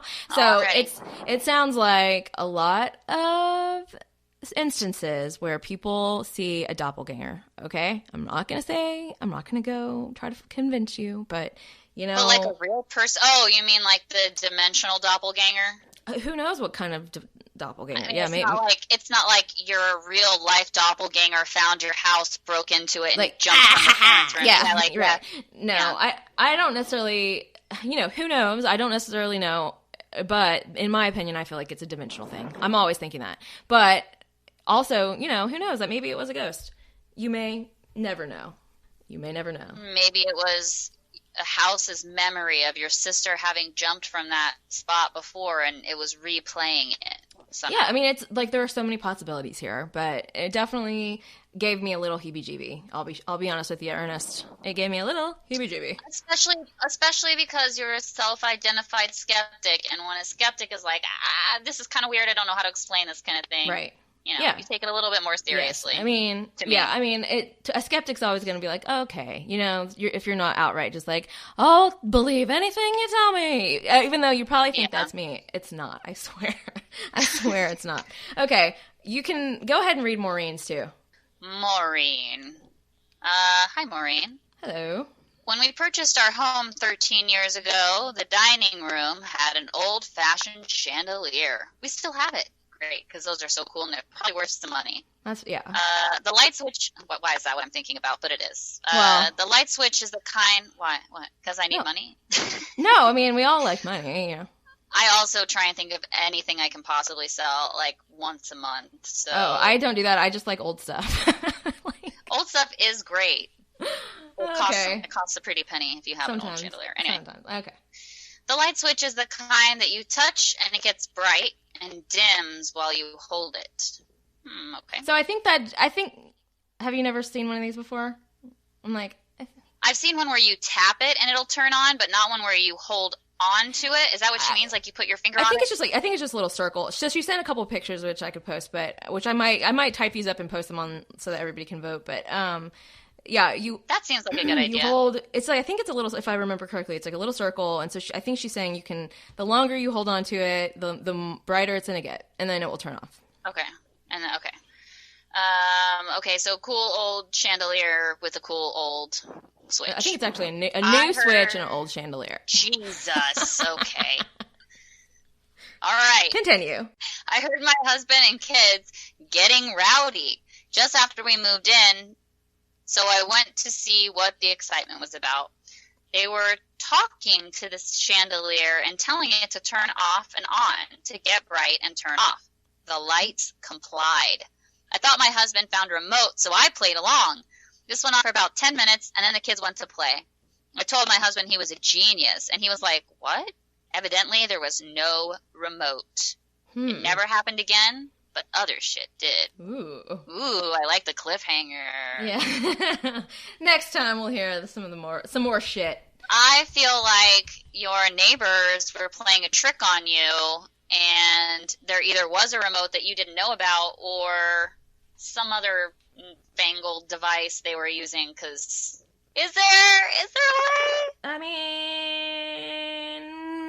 Okay, so let me just preface that personal thought with having seen a video where there's like some kids playing with a Ouija board, and the big sister's like downstairs, like with the circuit breaker, like flipping the light on and off. And you can hear the kids screaming in the other room, freaking out. That's just what it makes me think of. Like someone is playing a trick on you. Well, it is an electrical thing, so sometimes that, you know, there are weird electrical things that happen, but also, maybe her husband really did have the remote and was continuing the joke and not just playing it on the kids, but playing it on her also. I feel like this hinges on what is this other weird shit that happened, and maybe I can make a more educated guess here. Give us some more. Yeah.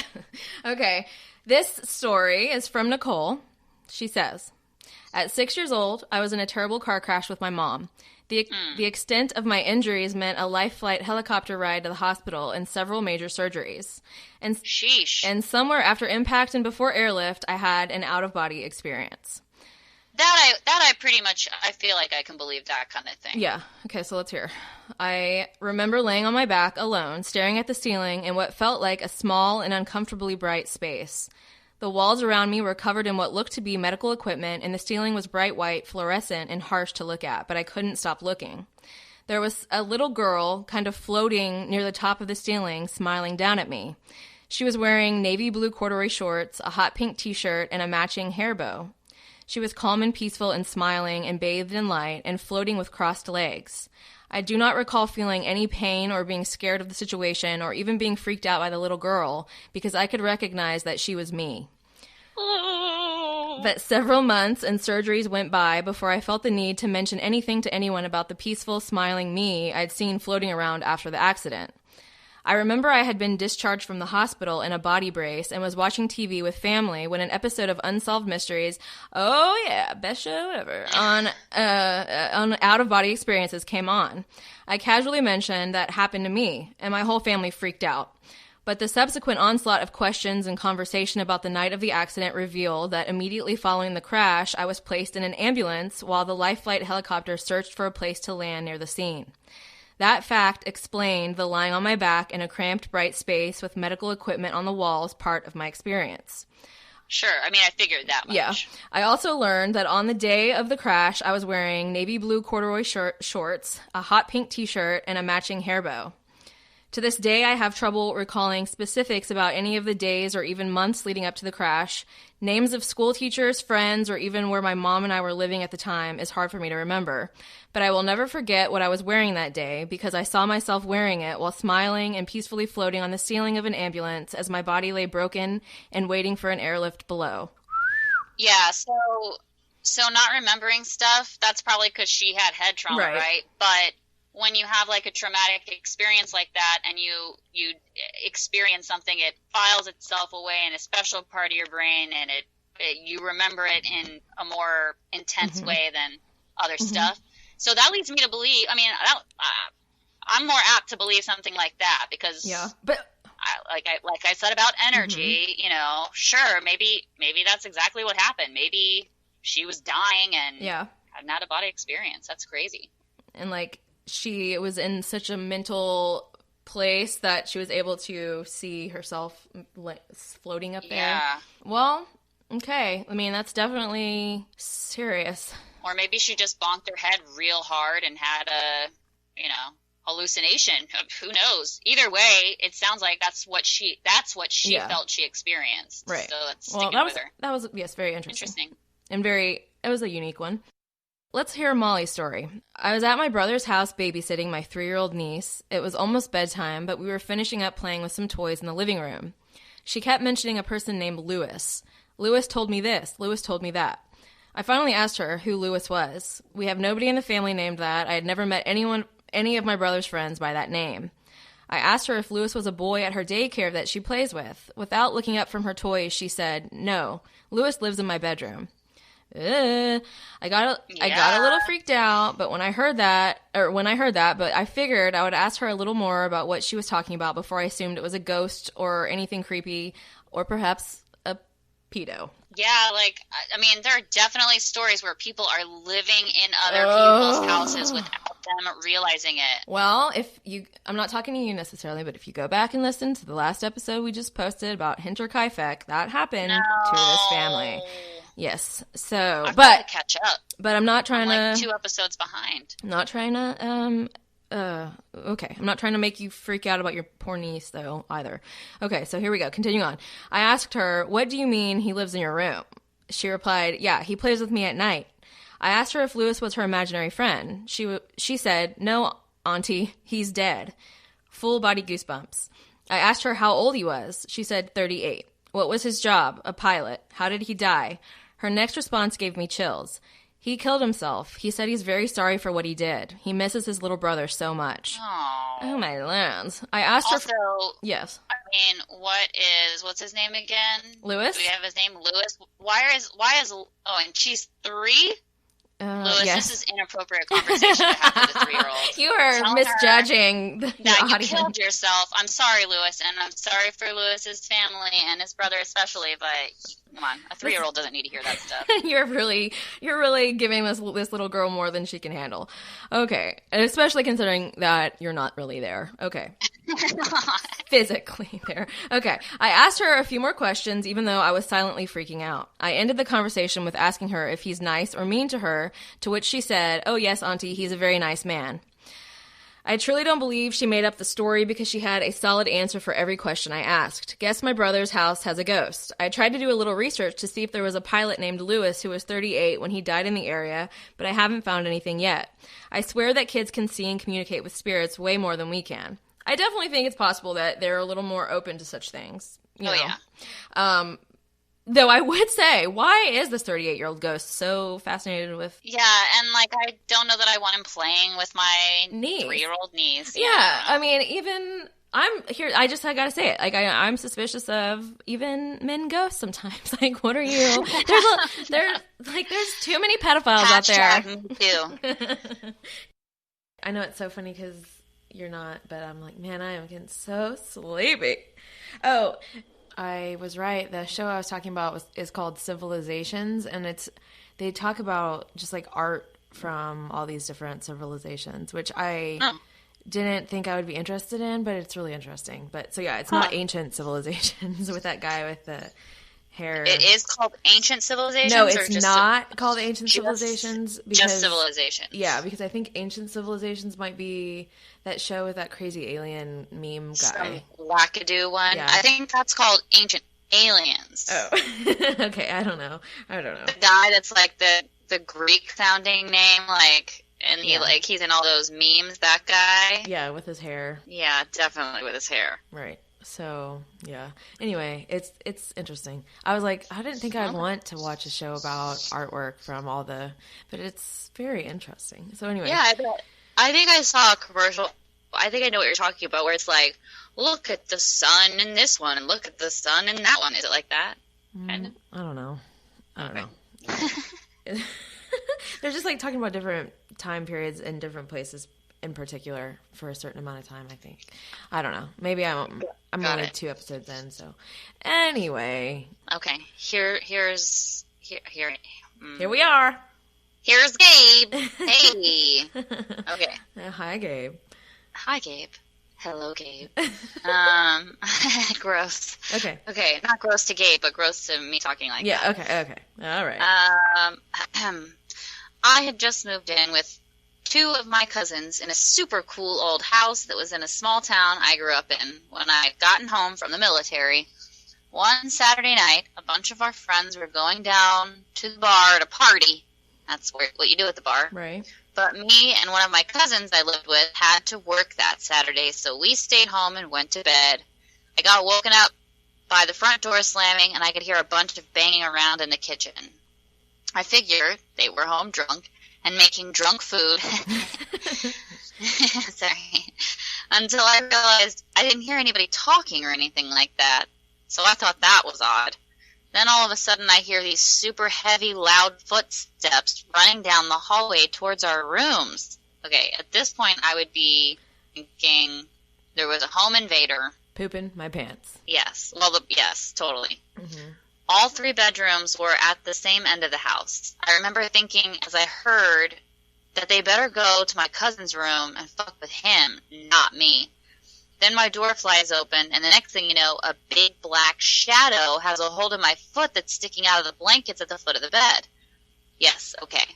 So then I was absolutely frozen. I couldn't move or scream or anything. It never said a word. Then for a split second, I saw a vision of death, just like bodies and blood and craziness everywhere around me. As soon as that vision left, whatever had a hold of me was gone too.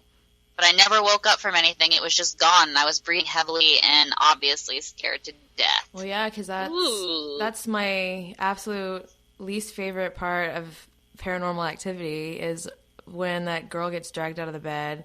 And I think we all have a justifiable fear of, I mean, not maybe all of us. I know I do. I don't stick my feet outside my blanket. I'll tell you that right now.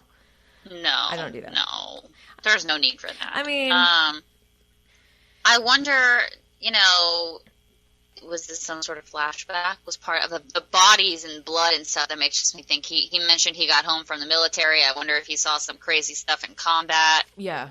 I mean, but also, like, that's what I would expect, like, some, if there was an evil force, that you would get that kind of, like, weird vision when it touches you kind of thing. I mean, who knows what's going on here? Whether it was a dream or some, like, stress-induced. Right. Yeah, because, I have had weird dreams where it's like, I think totally, where I'm, like, kind of, like, halfway in and out of sleep, and then never a vision of death, but and still. It is interesting to not have remembered waking up, because I hear that, I've heard that a couple times. I'm going to hear that again in a second, but I don't know, very interesting. And definitely I would be, no matter what, if that was a dream or if that was that vivid of a dream or real life, I'm like, I'm pretty much never staying there again, I would think. I did have a dream the other day where I was supposed to go pick my son up at school, and it was like 3:30, but it was pitch black outside, and in the dream I was like, this isn't right. And then I woke up, and I was changing to go pick up my son, and I looked out the window, and there was like this car there that doesn't belong there. And then again, my brain was like, that's weird. And then I actually woke up. Oh, that's weird. But I don't remember actually waking up. I just remember waking up from in the dream, like, thinking it was dark, and I don't know. So who knows? Like, depending on what your brain's doing, where you're at in life, it could happen. Yeah. Creepy nonetheless, I would say, for sure. Oh, yeah. Okay, so here we are. My voice has taken on a slightly more sleepy sound, I would say. So I think you're making that up. Okay. I'm like, I feel like I sound like a definite NPR on Saturday Night Live host. Okay. Okay. People will just think you've gotten more serious since the episode went on. Okay, so this one is from Marcel. Yeah, I know. I can't do it. Well, I don't think you... I didn't really do much except say it in a weird... Well, you kind of did. Anyway. Kind of Frenchy. Okay. Okay, so here we go. In 1991, I'm born at Muhlenberg Hospital, Plainfield, New Jersey. At the time of birth, I had what is called a veal. Yum!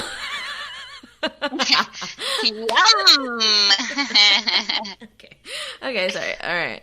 I had what is called a veil over my face. Okay, hold on. We have to look at what that is. Veil at birth? Is it when your water doesn't break? I think so. I think that's what it was. The amniotic sac. My son was born. Yeah, that is it. Okay. So when you're born like that, most women, when they give birth, their water breaks. Right. So that's like the amniotic sac breaking and all the great liquid flying out of there. And that actually happened with my son too. He didn't. My water didn't break, and when he was born, he kind of elbowed his way out of that. So yeah, it's a special thing, and it means that the baby is like, maybe not psychic, but maybe. Which there he says this, but it's very like, it's a special baby. Yeah, well, supposedly. Well, that's what he says right here is we're a little special. We ain't psychics or nothing. LOL. Okay, so he says at some point in 1990, 1994. We moved to Georgia. Me and my mom came here, and she was going to school at Morris Brown College. The first place we came to was Smyrna, Georgia, and we lived in a little apartment in the woods, basically. So my first account... Smyrna... What? Sorry to interrupt you. Cool. Sorry, you were on a roll. Smyrna just makes me think that all the people in town are like smearing stuff on things. I don't know. That is an interesting named it that. Yeah. It's just a town full of smearing people. Smyrna. It's definitely weird. I think it's weird the way it's spelled with just the Y there. Smyrna. Okay. So my first account of paranormal or strange things happening was at that apartment. I am sucking balls, Marcel. You're doing fine. Oh, okay. So pretty much every night while everyone else was asleep, I would wake up and I would hear a voice calling to me to come back to the back of the apartment. There was a little veranda or porch on the back. So I would get up and I would walk out there, and there was always a guy dressed in all white. I could never really see his face, but he had an orange glow to him. Yeah. For what seemed like hours, he would just give me analyst information. I'm talking about from politics to what's going on with the weather. You know what I mean? Math, science, history. But it never felt like weird. I know, like, I was like, that is the most interesting thing for it to be going on and on about every night. Yeah. So he says, but it never felt like he was actually talking to me. It was like it was spinning into my brain, and I would always just wake up back in my room. I'm a little kid, so I figured it was just a dream, but it happened every night. Okay. Okay, well, I'll just continue. Yeah, I'm not sure of my thoughts on this yet, other than hilarious thoughts that it's just some sad guy, like, doesn't have anyone to talk to about the news, or current events, yeah. But who knows? Let's keep going. Little boy, come out here. Yeah. Okay. So skip up a couple years to 1996, and we're about to move out of the apartment, and I remember I was laying on my bed, and I was staring at the ceiling, and the ceiling began to spin. Now, I don't really know what happened after that. All I know is I woke up on an island, and I don't really know where it is, to be honest with you. I tried to look it up to see if there's anything like it, and there's something similar in Spain. But I woke up on this island, and I have no clue where I was. I'm talking to two people, and nobody's talking to me. It's like they can't see me. So I remember I just jumped into the water that was off to the side on a pier. It was like a little town, almost like a riverfront town. So I jumped into the water, and I woke back up on my bed, but I had on different clothes than I had on when I had fallen asleep, so that was weird. And the actual last day of us leaving the apartment and moving to Marietta, these holes popped up in my skin like somebody stabbed me with a fork. Jeez. I don't really know what that was about, but I told my mom about it, and she doesn't remember it happening, so there you go on that. Okay, so wait, let's take a break here and discuss this. What the fuck? This just feels like a dream. It just seems like a dream. It definitely does. Or an episode of Lost.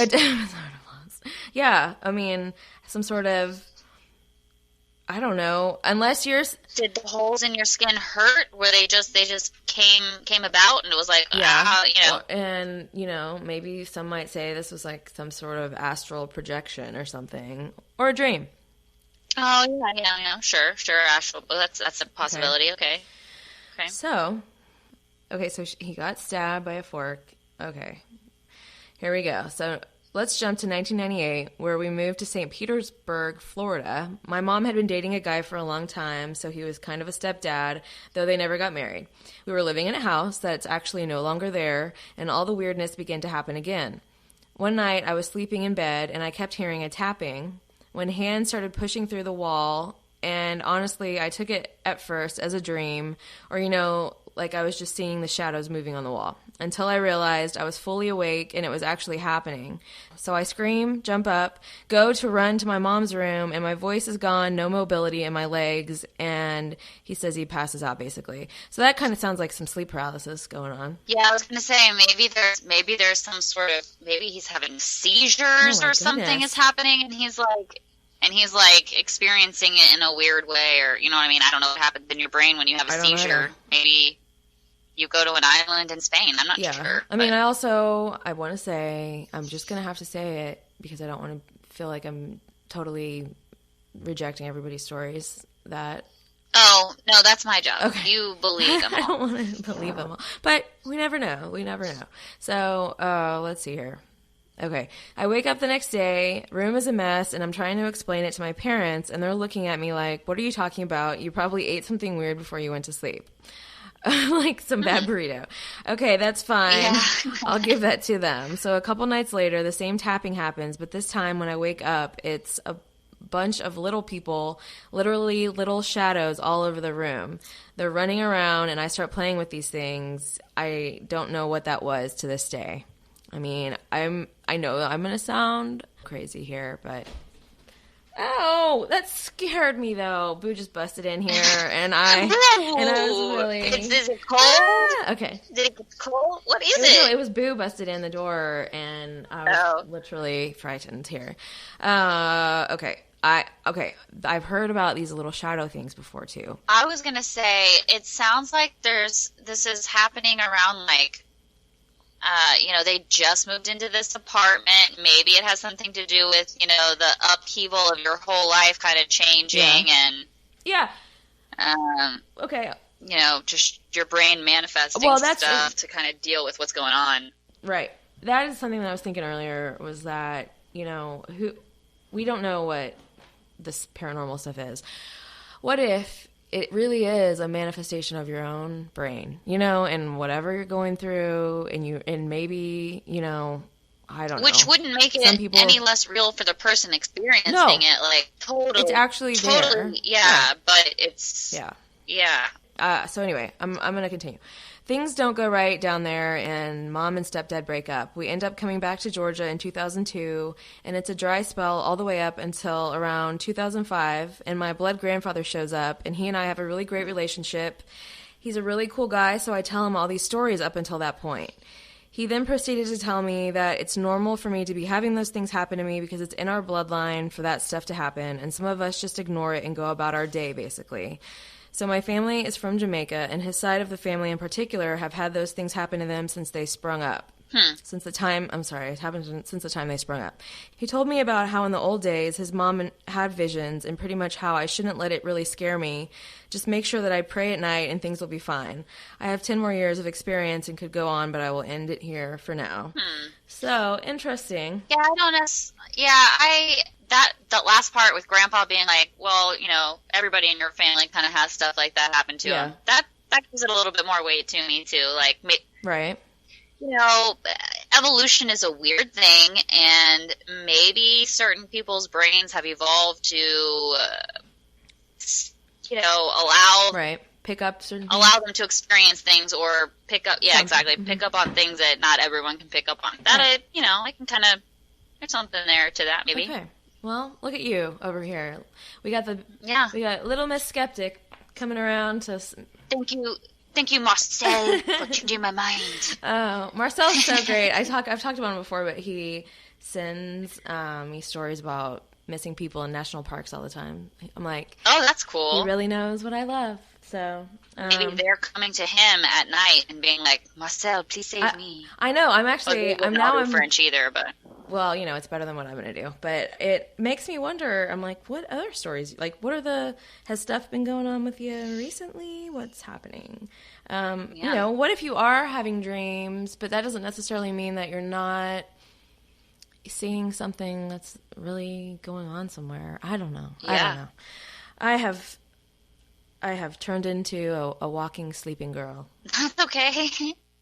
What if this isn't really happening? What if this is a manifestation of your brain? Well, I mean, that could be our entire lives. Oh my gosh, yes. It also sounds like an episode of Lost. Gosh, Lost. I'm like, oh gosh, it was so good for like the longest time, and then it was just not, in my opinion. It was really just the last season that blew balls, especially the very last episode was just like, what the fuck have you done to all of us? Right, I sat around writing up conspiracy theory explanations for this stuff and like dissecting every episode. I mean, it was supposed to be such a good ending, and then it was almost like they threw away every script they had ever written, and were like, let's just throw together an answer, and it pertained to nothing that had happened in the previous seasons. It was so annoying. I can tell we're passionate about a show that's been off the air for 11 years now. It was so good. And like you said, like, there were so many little things where it was like, oh my God, what's going to happen here? Oh my God. What is the symbolism? Look, there's a statue that's half, yeah. And remember there was like Adam and Eve. Remember that was like in season 1 or 2. They were like in the cave, and there were those little bags of like black and white stones, and it was like, what does it all mean? Hieroglyphics and like Egyptian shit. All that stuff was meaningless. Waiting for it, just one big death scene, and they all united in a room. Like, oh God. Anyway, it was so good though for a while. Oh man. Anyway, so yeah, it was fun to watch until then. So that was the last of the stories that we have. Everybody, woo-hoo. I really enjoyed everybody's stories. Honestly, I truly did not have any story that I got that I was like, this is shit, I'm throwing it in the bin. I really liked them all. I'm going to be putting them up, and we're going to start a big old vote so that whoever, it doesn't necessarily have to be the one that you found to be the scariest, though, you could vote for maybe the scariest and your favorite also too at the same time. I don't know, put them in order. I want 2 people to win in this little giveaway, so maybe 2 categories, like one that's the scariest and one that's the most believable sounding? I don't know. I believe every single one of you. I'm sorry I'm such a skeptic, Yeah. I just... Who was it that convinced me? There was one where I was like, well, maybe. Oh, it was the other skeptic. Yeah. Jordan? Was it that one? Oh, Jordan with the box that fell off the wall? Or Molly with the... No. Let me see. I think it was Jordan. With Jordan had the shelf fall off the wall or whatever. Yeah. But I thought there was somebody else. It was Jordan where he's like, I was the biggest skeptic on the planet. Oh, wait. He said he was the biggest skeptic. Now regardless. He's not. Yeah. Oh, Ernest? Ernest with his story of maybe a possible doppelganger walking across the hall. Or... Yeah. Okay. And you can't fault me for being a skeptic, guys, because maybe you were a skeptic before something happened to you. Yeah. You've all got these really elaborate stories that it's never happened to me, so it's hard for me. But, and I just personally, I'm like, man, I would really hate if I had an experience and I was trying to tell people and they were like, have you ever thought that maybe you just blinked a little too fast and there was a moth that flew by? And I'd be like, you don't think I thought of that already? God, I'm not an idiot. So, I don't think any of these people are idiots. Right. I know, but that's how I would feel if someone was like, what about this? And what about, I'm like, I got it already. I already thought about it, but like, there's something that happened that really blew your socks off. I think that's what these stories are. Totally. These folks. Because then also I think a lot of this stuff is like, I don't know, it definitely sticks with you. Right. Yeah. I'll be thinking about these stories for the next couple days. I definitely... Hopefully nothing crazy happens to me while I'm thinking about surely them. Not. Or I have some weird sleep paralysis tonight or something. Oh, surely not. Well, just remember the trick and you'll be okay. And don't try to talk and be just going, like the girl on the show. It screaming. Killed me. Oh, it killed me. I did just jump a mile whenever Boo busted in the room, so you guys scared me. Okay, well, I wanted to say thank you, Brittany, so much for coming and joining me on this episode. It has been a delight. Well, thank you. Thank you for letting me talk shit. Yeah, that's appropriate. It's appropriate, and it's appropriate, and this is, I think this is not going to be the last time that you come on and join me or us for some episodes for sure. So sounds good. I did want to also say some other things, just a couple.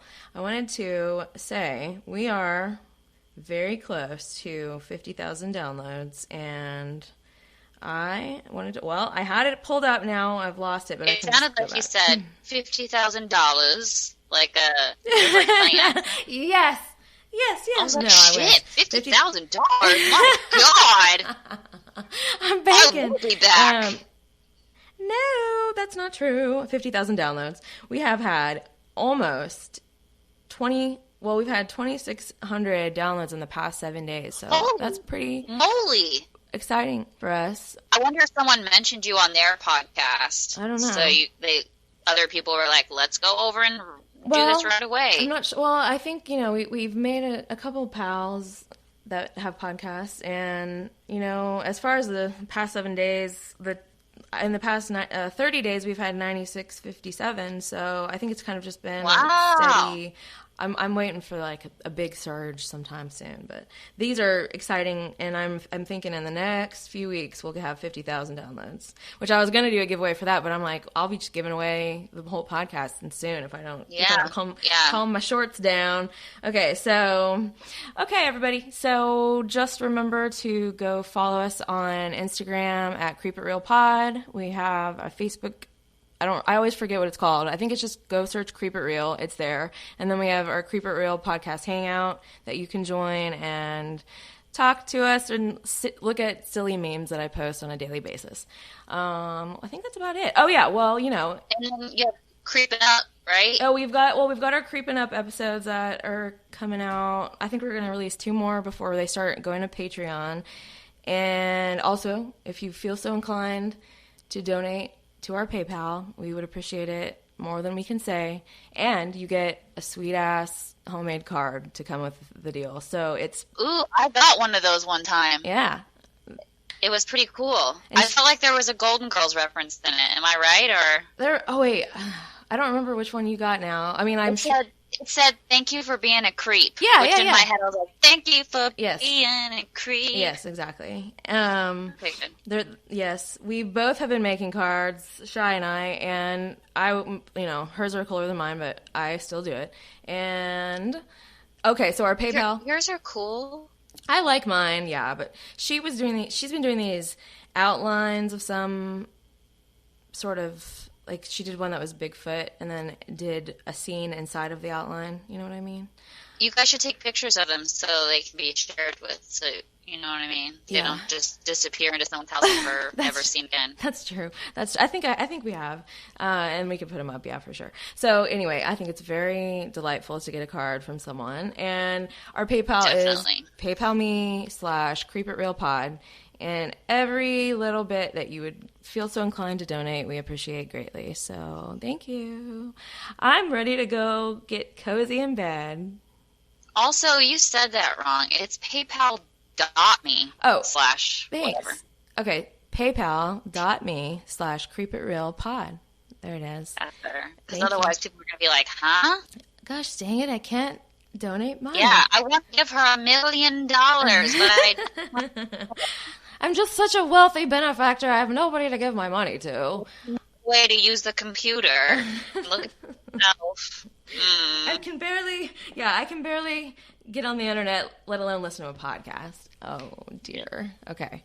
All right. When I win in the lottery, I'll still listen to podcasts. Do what? Just saying. When I win millions of dollars lottery. Oh, yeah, well, you're not a 90-year-old wealthy benefactor at this point. I can be a 30-something-year-old wealthy benefactor. Yeah, that's true. You're on your way. You want to go to bed so bad. What? I really just sound tired. That's it. I'm just so sleepy. It's I told you yesterday I accidentally woke up at 4, and it's caught up to me, I think. And you need to get some rest. I'm not trying to sound uninterested, I promise. It's just what's happening. I can feel you, like, slipping out of the headphones and, like, while laying down, No, I can feel it happening. Well, it's unfortunate that you can feel it, because I really have had a good time on this episode for sure. So I'm not trying to make it sound as though I don't care. No, you care. I can just tell you're tired. I know it's really pathetic also that it's 10:07 p.m. and I'm sitting here barely able to keep my eyes open. You're like your own little golden girl over there. I'm definitely a golden ghoul, and I definitely I can stay up late if I really need to. When I was in Colorado, I stayed up till 3 a.m. No way. Yeah. That's right. Jeez. I know. So. But Nicole was like shaking you awake, like, stay awake. Enjoy me. Yeah. Like when you texted me this morning, had you yet gone to sleep? When did I text you? At 6:50. Yes, I had gone to bed, yeah. I think I had. Oh. Yeah, hell yeah, I went to bed. Did you send those? Maybe I had my phone on airplane mode, so maybe I got them. Yes, that's exactly what happened. I texted you like at 11 something, and I was like, I know you're asleep already, but And I just wanted to do it. I thought that was a weird thing to say at 6:50. I thought you just meant, I know you're asleep. Well, I'm sorry for texting you. Hopefully that didn't, well, it probably did wake you up, but I'm sorry. It did wake me up, and it was like 30 minutes before my normal alarm goes off. Oh, no. But I had already been woken up previous to that from another text, so that's okay. It was like a continuation of just waking up, friends messaging me too early. Well, I would never have answered you at that time, but I didn't remember that I had turned my phone on airplane mode, so I completely spaced. You probably thought I just messaged you. Okay, I thought you were like having to get up to take Elliot to school or something, and I was like, oh, okay, I'll text back, but usually I would have waited. Anyway, all right. It's been a real time with you, Brittany. Yeah. I've started taking on, like, now I have to do voices so that I don't sound like I'm asleep. Oh, yeah. You don't sound, if I were just a unknowing human, well, not, you know what I mean. I would not have been able to tell that you were sleepy. I can just tell that you're ready. Okay. Because you told me also you might be asleep at 9:30, so. Everybody listening is like, what is this lady's age?